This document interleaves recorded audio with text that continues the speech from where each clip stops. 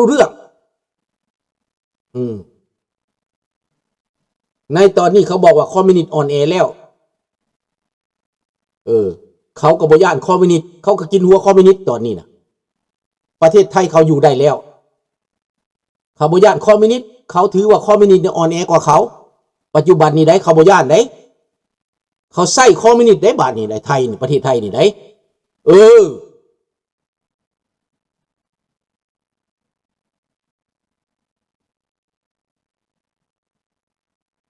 เขาใส่คอมมิวนิสต์เดี๋ยวนี้เขากินหัวคอมมิวนิสต์เขาบ่ย่านคอมมิวนิสต์กูมือนี่โอ้โทษเด้อแบตเตอรี่อ่อน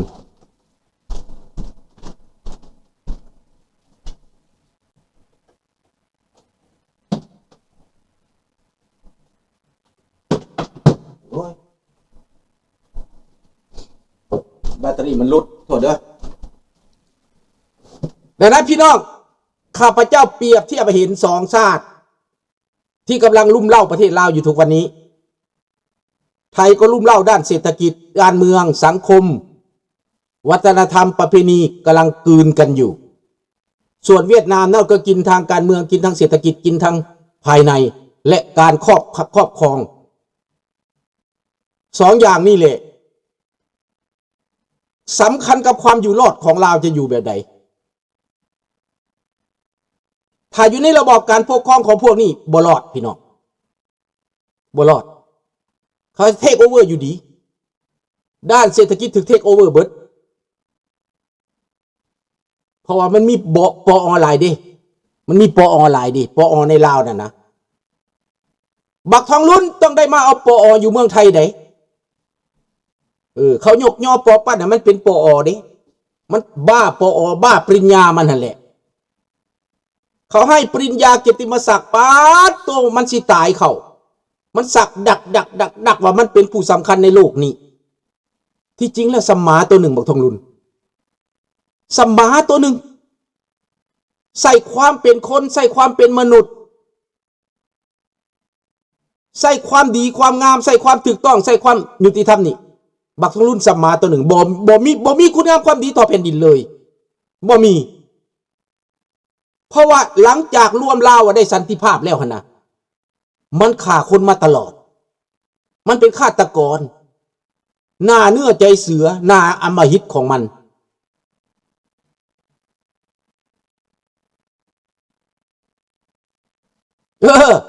หน้าอำมหิตของมันนั่นแหละได้ใบย่อเม็นบ่ล่ะข้าให้ใบประกาศจอมปลอมมันนะปิญญาเอกจอมปลอมมันสิตายแล้วมันดีใจนะเขาย่องให้มันขี้จ้วกออกพี่น้องเพื่อมันจะได้เอาสมบัติให้เขาง่ายๆลุงก็บอกแล้วให้รับตาคันนะนะเห็นสิกินไก่อุปูโอกขนาดมันต้องย่องมันต้องเข่าแบบนี้วิธีเข่าหาบักทองรุ่นแบบนี้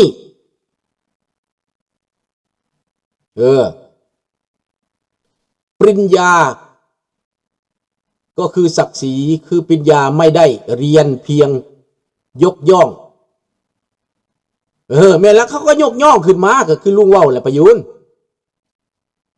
เขาให้ปริญญานี้เพื่อเขาจะจอกตับจอกไตนายทองลุนมันปัญญาอ่อนมันอยากเป็นด็อกเตอร์มันอยากเป็นศาสตราจารย์แต่ความรู้มันไม่มีพี่น้องฮู้จักบอกปริญญานั่นนะ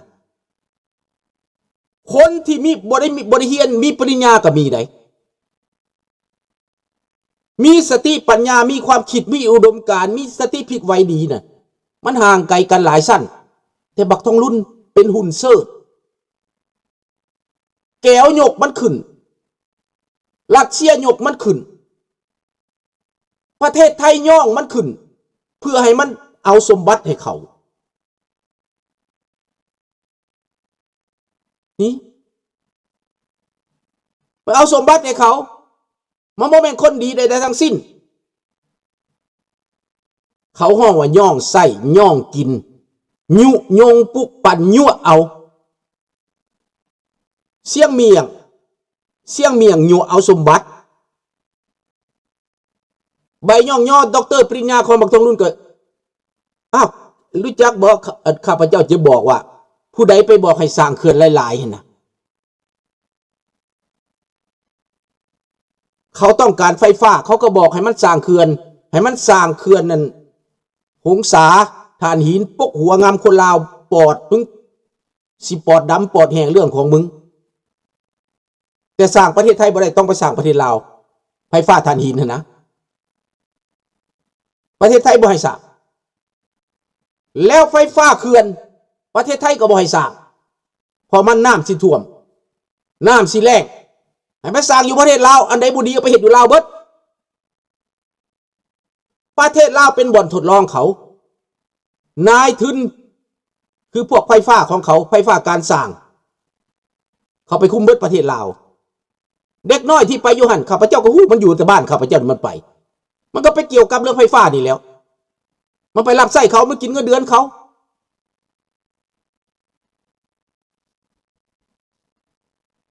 นี่แหละบ้านตัวเองบ่สร้างนั่นแหละเขาบ่ได้สร้างเศรษฐกิจแต่เขาสร้างสัญลักษณ์เอาหัวแก้วมาปักใส่แผ่นดินลาวหัวแก้วไกรสอนหัวแก้วคำไตหัวแก้วโฮจิมินห์พ่อแม่มึงแดกหัวแก้วปั้นหันวะเกิดขึ้นมามันเอาขี่โฮจิมินห์หยัดปากมันว่าพวกนี้นะบักทองรุ่นบักสอนไซบักคำไตบักไซสมพรนี่เขาเอาแก้วเอาขี่แก้วหยัดใส่ปากมันตั้งแต่มือมันเกิดผู้ไหนเขาเอาขี่แก้วเลี้ยงมันเด้สู้ฟังไปโลดประวัติศาสตร์ตัวที่ลุงเบ้านี่นะ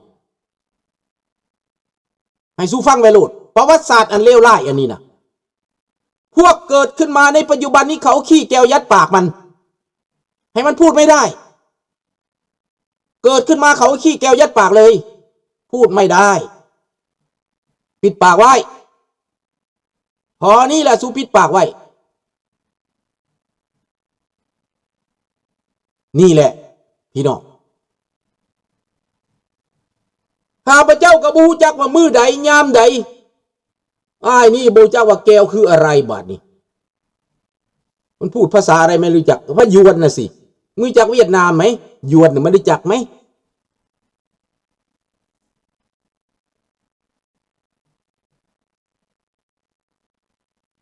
ลาวทำไมไม่คัดค้านล่ะมันจะคัดค้านมันจะคัดค้านอะไรมันล่างสมองมา50 ปีแล้วคนพวกนี้มันจะเอาอะไรมาคัดค้านมันไม่รู้จักว่าตัวมันเป็นตัวลิงตัวข่างตัวม้าตัวอะไรไม่รู้มันผสมพันธุ์กันออกมาแล้วมันเกิดขึ้นมามันเป็นลาวก็ไม่ใช่แก้วก็ไม่เซิงไทยก็ไม่ใช่มันโมเมนต์จักอันสัญชาตจิตญาณของมันจักมันเมียนอย่างมันจะเอาอย่างมาคัดค้านตามันบ่ฮู้จักว่าสิคัดค้านเพื่ออะหยังและมันก็ภูมิใจในสิ่งที่มันถูกล่ออันน่ะเอามาล่อมาหลอกนะ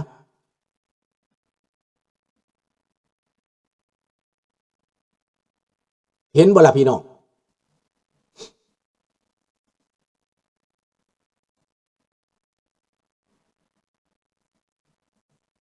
ลูกหลานในประเทศไทยพวกไฟหยอกไฟเย็นที่อันว้าวนี่นะเขาก็อินไปอีกแบบหนึ่งตามลุงไปฟังเด้อเขาอินไปอีกแบบหนึ่งแต่การต่อสู้ของเขาถูกไหมมันถูกแต่มันไม่ถูกเพราะว่าตีบ่ถึกจุดเขาตีบ่ถึกจุดลูกก็อยากบอกเขาอยู่แต่บอกบ่ได้เขาก็โตแล้วบอกไม่ได้ลุงผ่านมาหมดหลายเรื่องแนวนี้นะผ่านมาหมดตีบ่ถึกจุดเลยกลายเป็นแพะลูกหลานกลายเป็นแพะในยุคนี้สมัยนี้กลายเป็นแพะกันหมดเป็นแพะอะไรเป็นแพะรับบาปเขาตีตาใช่ว่าเป็นไม่ใช่คนดีเขาจ้ำกาให้หมดเห็นไหมนั่นแหละมีแนวถูกเรื่องการต่อสู้เพื่ออยากให้เป็นนะอยากให้พัฒนาอยากให้เจริญอยากให้มีประชาธิปไตยน่ะแม่นถือกันนั่นน่ะแต่มันผิดอยู่บนว่าต่อสู้เอาอุดมการณ์บางอย่างมาแทรกซ้อนมันเลยผิดเพราะมันปลูกฝังไปน้ำอันเก่า ขาดประสบการณ์ลูกหลานที่เกิดขึ้นมาต่อสู้จำเป็นต้องสู้ต้องดิ้นต้องรนต้องเอาอุดมการณ์อะไรหนึ่งมาใส่เพื่อจะให้มันไปตามนั้นแต่ว่า majority มันบ่ไปเสียงส่วนใหญ่ไม่ได้ไปตามวิจักการปรับตัวคือยุโรปเขาเปลี่ยนบ่เขาไปตามเสียงส่วนใหญ่เขาต่อสู้ด้วยใกล้ตัวของเขาลัทธิคอมมิวนิสต์มันก็ล่มสลายไปเองลัทธิที่คนไม่ต้องการมันล่มสลายไปเอง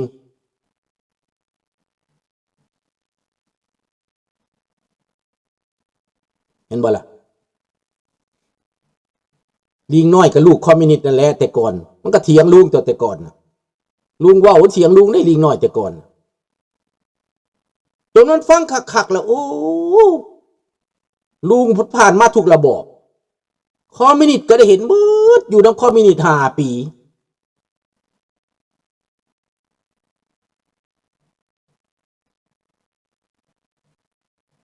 เขาบ่ฮู้ดอก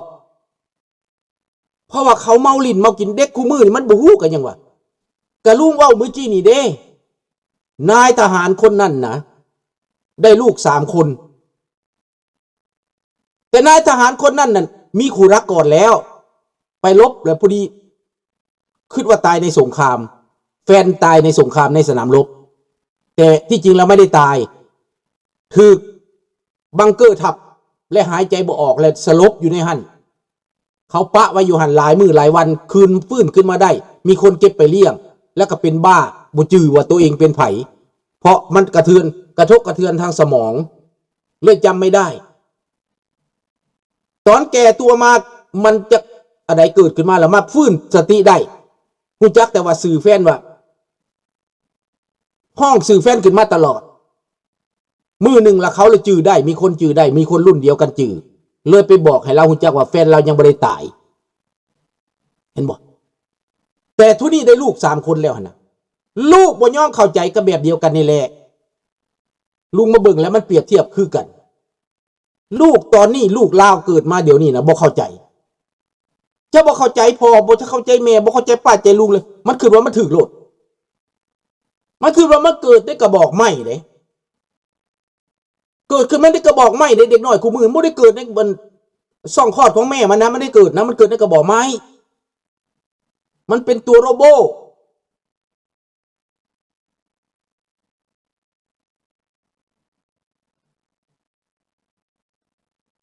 นั่นละคล้ายๆกันนั่นแหละ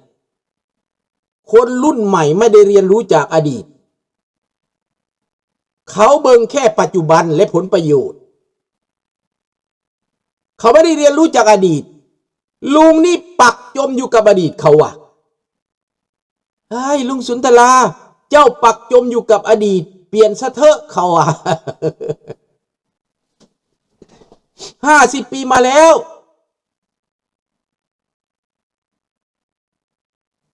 คนที่บ่ได้เรียนรู้แม่นบ่สมคิดมันสิไปเข้าใจได้จังไดคนที่เข้าใจเขาก็เกียมพร้อมคือบิ๊กเว้านั่นแหละเกียมพร้อมอันนี้เราสำนี่แหละเด้อบัดนี้เด้อลุงบอกอันตรายที่สุดชาติที่กีดกันประชาธิปไตยลาวในปัจจุบันมี2 ชาตินี่แหละแต่บ่แม่นคนใดแม่นชาติแม่นอำนาจใดอำนาจ2 อำนาจนี้แต่บ่แม่นคนใดบ่แม่นเท่ากอเท่าคอเท่างอเท่าซ้อได้บ่แม่นใด no บ่แม่นใดที่ลุงเว้านี่ฟังคักๆอิทธิพลเอาเว้าเรื่องอิทธิพลเรื่อง power ซะอิทธิพลของเวียดนามไม่ต้องการให้ลาวเป็นเอกราชอิทธิพลของไทยก็ไม่ต้องการให้ลาวมีประชาธิปไตยและเอกราชเพราะกินไม่ได้ถ้าเป็นประชาธิปไตยแล้วกดดันไม่ได้ช่วยโอกาสไม่ได้นะพูดให้เข้าใจแล้วนะบัดนี้นะแล้วเป็นยังเขาจังด่าแต่อเมริกาตลอดเขาด่าอเมริกาตลอดเพราะเป็นการกบเกลื่อนอเมริกานี่นะเขาก็ยังเป็นประเทศเปิดเป็นประเทศประชาธิปไตย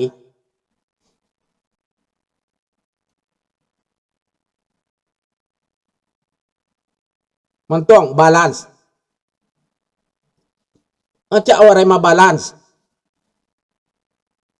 ถามว่าถ้าไม่ได้รับความยุติธรรม